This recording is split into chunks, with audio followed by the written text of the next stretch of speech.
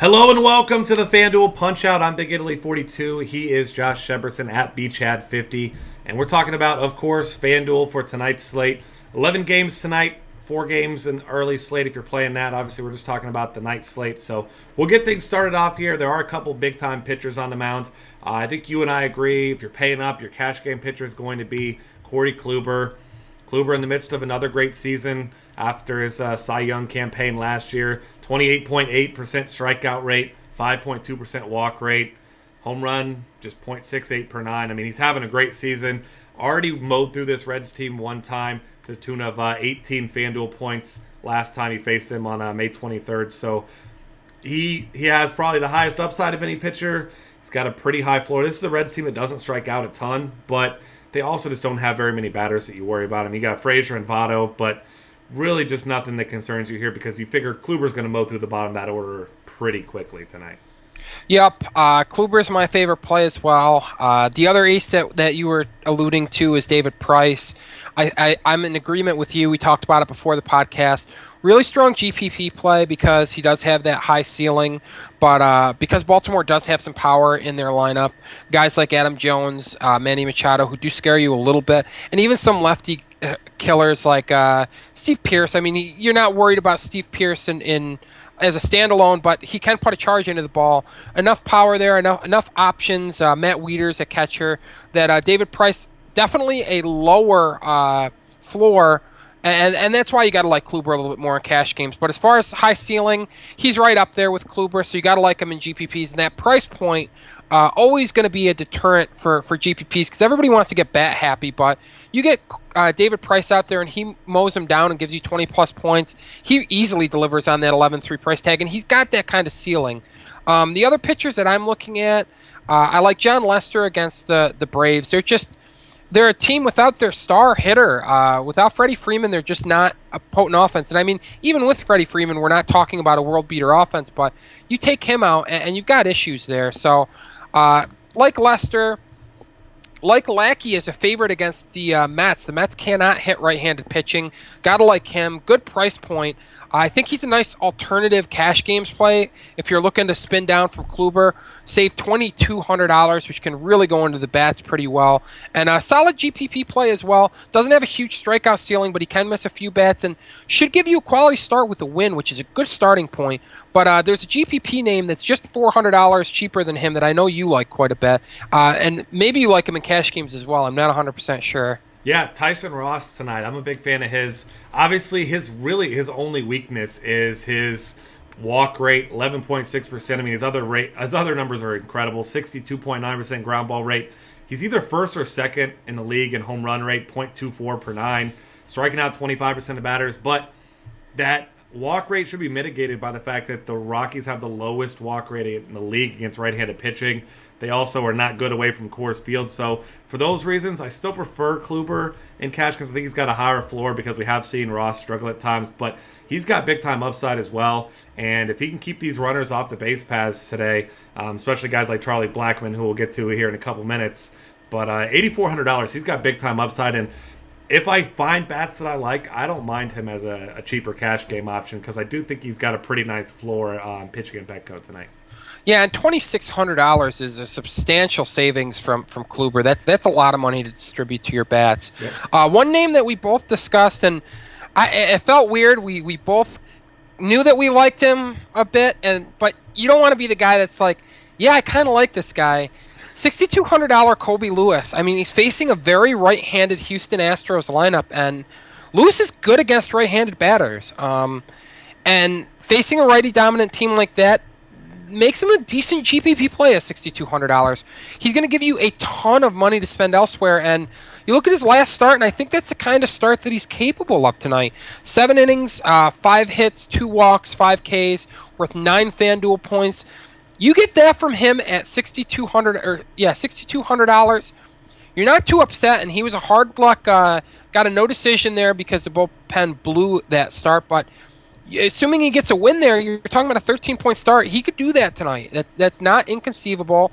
He's opposing Scott Feldman, and you'd expect the lefty-dominant Rangers lineup to hang some numbers on Feldman. So definitely like Colby Lewis a bit in GPPs at just $6,200 tonight. Yeah, absolutely with you there. And then I'll throw out one more guy for a GPP, a cheap guy, another one, of course. And if you think I'm going to say Chris Tillman, you're wrong. Chris Tillman's terrible. But Chad Bettis, and this is not a guy that doesn't come without risk, obviously, but pitching at San Diego rather than at Coors Field. He's actually had a couple decent starts. I mean, went 15 fantasy points getting the win against Atlanta in the last start, and that was at home. Had a 14-point game against Milwaukee, also at home. At Philadelphia, he went 8 innings with 7 Ks. And this is a San Diego team that, even in a great matchup, they just incapable of putting up big numbers. So you got to anticipate that if Bettis can go out, pitch you 6 innings, you're going to get a quality start, maybe 4 or 5 Ks. And at $5,400, you get 10 points out of him. You're thrilled, and you can stack up a lot of big bats tonight with him. So GPP only, of course, but if you need a cheap guy, I really don't mind him at all. As you said, I mean, he gets the 10 points. He gives you the Jose Fernandez score. Yeah, from last time. Maybe it won't look as impressive if you watch the game, but 10 points is 10 points. Counts the same for everyone. All right, now we're moving on here to catcher, where, the obligatory reference where you say Buster Posey is your top option, of course, at Chase Field. And he gets a righty, but Chase Anderson, an average righty, and that's exactly all that he is. And obviously, Posey really getting it going recently. Last night, just 1 hit, but he still had an RBI and a walk. Nice, safe cash game play, and he's got some big upside, of course. And then, of course, right behind him, Victor Martinez. Chris Tillman has been awful this year. Other adjectives to describe him are ones that you probably don't want to hear out of my mouth right now, but Victor Martinez is really heating up. He's got home runs in 3 of his last 4 games. Obviously, some of those before the break, of course. But, this is a guy at $3,600, still priced far too low for as good of a hitter as he is.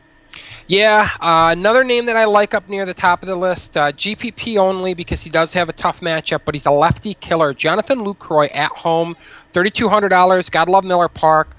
Stephen Vogt, $3,000. You got to love that. The man crushes right-handed pitching, is turning in an awesome season, was very good last year, so he's basically following up last year's breakout by kicking things up a notch this year. Guy that I like in GPPs because he's going to be low-owned, good, namely because of the price point, $2,800 Matt Wieters against David Price. Wieters hammers left-handed pitching for his career, and a lot of people are going to be on Price, so you don't expect high ownership for Wieters. So if he does get into one, it's going to be a low-owned home run. So I do like Wieters tonight. And as you and I were talking about before the show, not a lot of cheap options. But if you go down to the bare minimum salary, there are a couple names that I'm looking at. Yan Gomes against Anthony DeSclafani at Great American Ballpark, just $2,200. You'd expect him to hit 5th or 6th for the Indians tonight. Do like him at the min salary. And then Jason Castro will not get a good lineup spot. Should probably hit 9th for the Astros tonight. But he is one of the few left-handed batters in that Astros lineup. And we do know that while Colby Lewis has been better against lefties this year, he's still well below average against left-handed batters. So I do like Castro. You can put a charge into the ball, Minute Maid Ballpark. Good park for home run hitting. Yeah, absolutely with you there. I think that's a great call. And then when you're looking for cheap guys tonight, there really aren't a lot. You already mentioned, there's one that one guy that you mentioned. Really, nobody else that stands out. Derek Norris has his moments. He hits pretty well at home, but he gets a righty. He's better against lefties, or at least throughout his career. So you can consider him because he is 2.3, but that's about the only reason you're considering him, just because he's a better hitter than his price tag. All right, first base options now. As always, deep position. It's going to be an interesting one tonight to see because you got guys like Joey Votto who are cheap, but you're not playing him against Corey Kluber, at least not in cash games. I know there's one guy very similarly priced to him that you really, really like tonight, so why don't you spill the beans for us on who you got there? Well, I've been gushing about him on a number of podcasts lately. I feel like every time we hop on, I have good things to say about I don't know if he's currently a vegan, if he's just a former vegan, but Prince Fielder, $3,400. He's at Minute Maid Park. He's crushing right-handed pitching this year. Has a sub 10% strikeout rate, more walks than strikeouts against righties this year. Absolutely tattooing the ball, and we know Feldman's garbage, so I feel really good about using Prince Fielder tonight in cash games and GPPs. In GPPs, I also don't mind spending up at first base. Grabbing Anthony Rizzo in a lefty-lefty matchup against rookie Anthony Benuelos. Rizzo's really becoming awesome hitter against left-handed pitching. Struggled with him early in his career, but figured it out. And because it's a lefty-lefty matchup, because he's $4,000, I do think he's going to be owned on a lower percentage of teams than he should be. So I do like him. As you noted with Votto, not using him in cash games. Usually a cash game staple, but Corey Kluber is not the type of pitcher you go out of your way to attack. But in GPPs, Votto not a bad play because Kluber is going to be so popular, going to be low owned, great American ballpark, great park factors for homers. And I mean, being perfectly honest, if Votto goes out and hits a solo home run and Kluber spins a gem, you're still going to get value from Joey Votto tonight. So I like him as a GPP swerve, but not going to go crazy with him. Cheaper options. Lucas Duda's having a down year, but $2,400 for a guy that hits in the heart of his lineup. Gets a right-hander. I don't mind Lucas Duda tonight. And then another cheap option that I'm looking at is the bare minimum salary.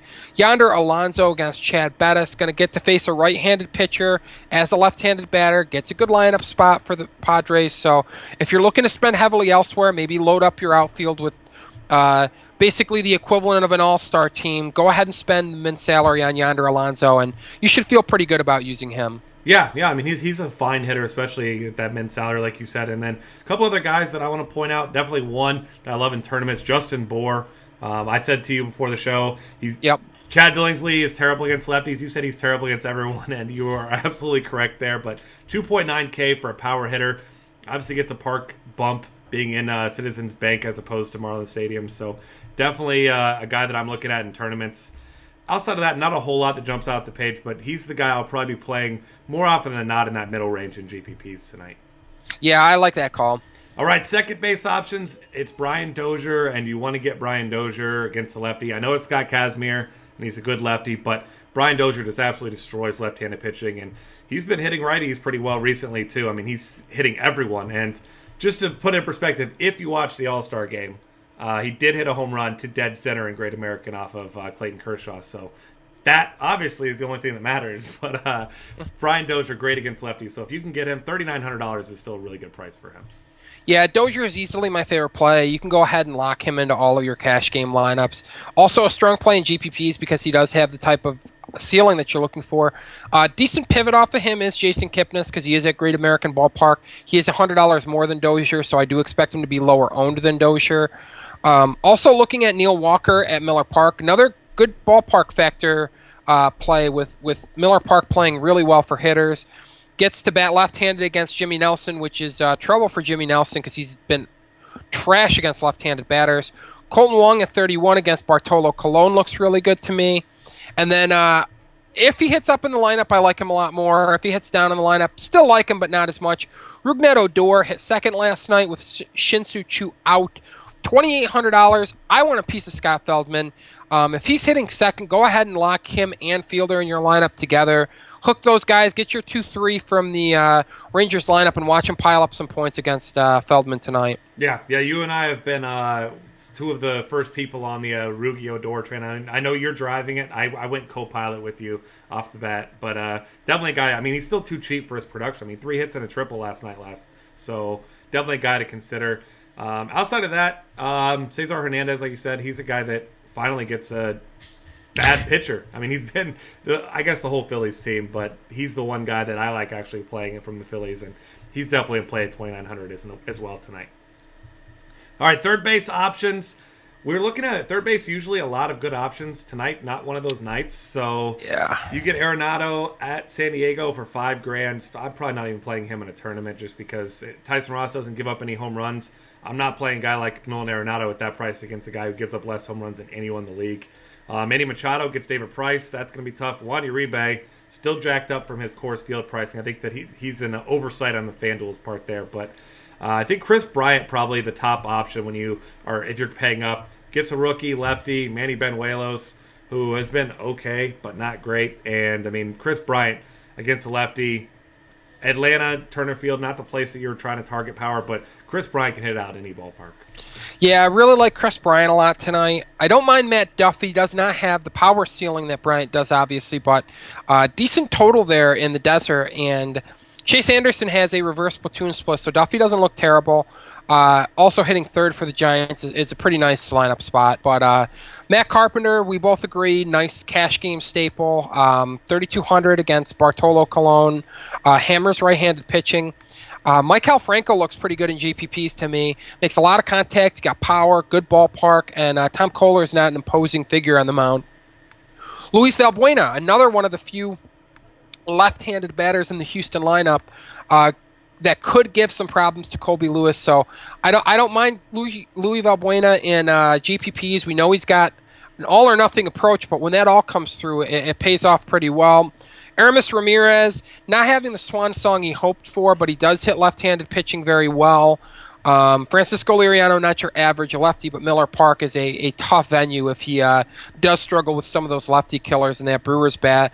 And then I'm loving both third basemen for the Minnesota Twins today, Trevor Plouffe and Miguel Sano. Both right-handed batters. Plouffe has hammered lefties in the big leagues, and Sano, we don't have a lot of big league data, but we know the guy's got monster raw power. So I do like both tonight. Yeah, and Sano, I mean, he's getting up there in the hard hit rate as well. I mean, up there in the top 3, I believe, since coming up. So definitely a guy. I mean, he's still just too cheap, like you said, for that amount of power. 2,600, and I mean, we saw him just have a productive game again last night. Not a great game, but we've seen it from all angles. So definitely a guy that I love tonight. Shortstop is not pretty, as usual. Xander Bogaerts has been the de facto play for probably about a month now, probably batting third. Every single game, he's just getting positive points. He's getting hits. He's got multiple hits in 6 of his last 10 games. Not a guy with much power, but you really don't need it batting third in that order, especially if Garrett Richards struggles like he did in his last start before the break. So you got to love him. If you're paying down a little bit, interesting one to look at. Marwin Gonzalez did bat second last night. He's an okay hitter, $2,500. I think he's an all right punt if he's batting there again. And then past that, not a whole lot to like. But I will say Jose Iglesias, not a guy you're chasing power. Obviously, that was only his second home run of the year last night. But at $2,200, a righty against Chris Tillman, I want to get as much exposure as I can to Chris Tillman because he is just god-awful. And just to put it in perspective, he is allowing a monstrous 409 WOBA to lefties or righties this year. So definitely a place where you want to get some cheap exposure if you can. A couple other shortstops that I'm looking at. Jung-Ho Kang against Jimmy Nelson. You don't get the advantage of being left-handed against him, but Gang ripped a home run last night. Miller Park, great venue for hitting for power, and he's had a good lineup spot hitting fifth, and 2,600 feels like an underprice for him. And then 2 shortstops in the 3,000 up range. Brandon Crawford would love if he hit a little bit higher. He's actually hitting lefties better than righties over the last few years, but is an above-average hitter against righties over the last year plus at this point. And good ballpark. I mean, you got to like Chase Field. And then Johnny Peralta, you and I both agree. Hitting third, Bartolo Colon, we know what the recipe is for him. Throw fastballs. We know Johnny Peralta can hit fastballs. So I do like Peralta at $3,100 as well. Yeah, I'm with you. Great cash game play. Not a bad tournament option either because he has upside. Outfield options. You and I talked about Charlie Blackmon. I know we touted Tyson Ross earlier. But if Blackmon gets on, you mentioned Derek Norris and company incapable of throwing out runners, and Charlie Blackmon has multi-hits in 8 of his last 9 games. So, I mean, this is a guy that he's an incredible hitter, and throughout that span, he's got 2 doubles, 2 triples, a home run, 3 stolen bases. The guy just does everything, and he's one of those guys you click into your lineup and you see his price close to some of these elite names like Trout, McCutchen, just ahead of JD Martinez, but he's probably a better cash game play than just about all of those guys.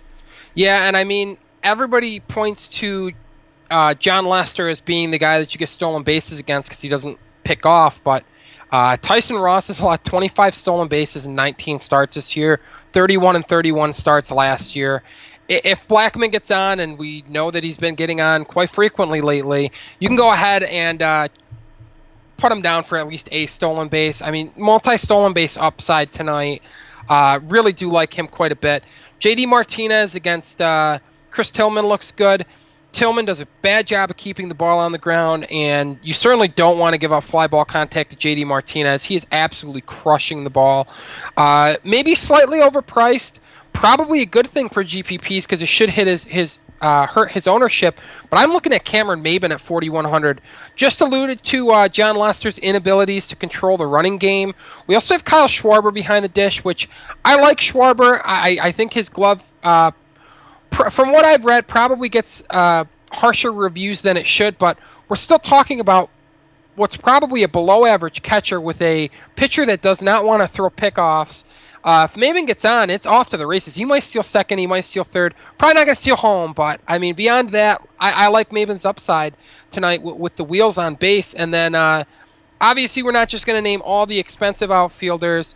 So I'm looking at some other guys. Michael Brantley, not a bad play, $3,200. His power hasn't been there this year, but if he's going to hit for power, I'd say Great American Ballpark's a pretty good venue for doing so. Really inflates home runs for left-handed batters.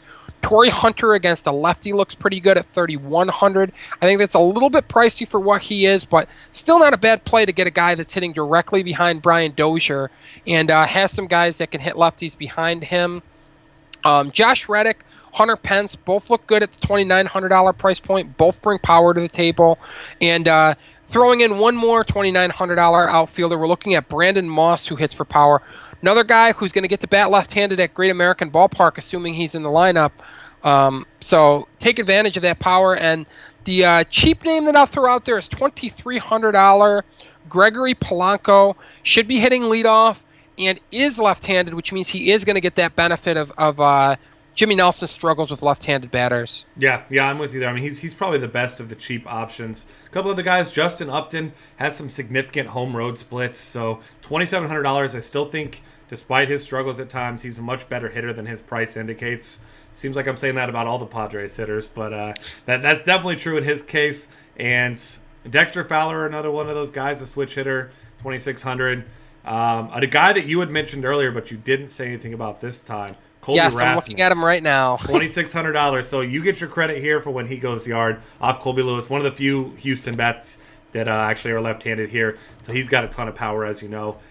And then looking down a little bit cheaper, there's not a whole lot that really stands out outside of your boy Gregory Polanco that you mentioned there. So with that being said, that's the end for me. I keep searching for a $2,200 guy in case you have to have a punt. Really, nobody's standing out. I mean, you've got Michael Kadire, but he's a better hitter than $2,200, of course, but he gets John Lackey, who's pretty tough on right-handed batters, so really not a way I'm going. But I guess if I got to give you a min-salary guy, I'll go David Murphy at $2,200. Not a guy with a ton of upside, but he's a good hitter, hits over 300.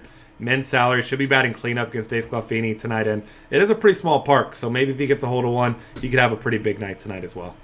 Yeah, the only other cheap outfield name that I'll throw out there is $2,500 Jorge Soler against Manny Banuelos. Big power, more of a GPP play than a cash games play because he does have some issues with strikeouts at times, but at $2,500, that's some really cheap power. Absolutely, with you on that one. That's going to wrap things up. Find us on Twitter at DF Cafe. Subscribe to our YouTube channel. Check out all of our great content, our optimizer, cheat sheets at dailyfantasycafe.com.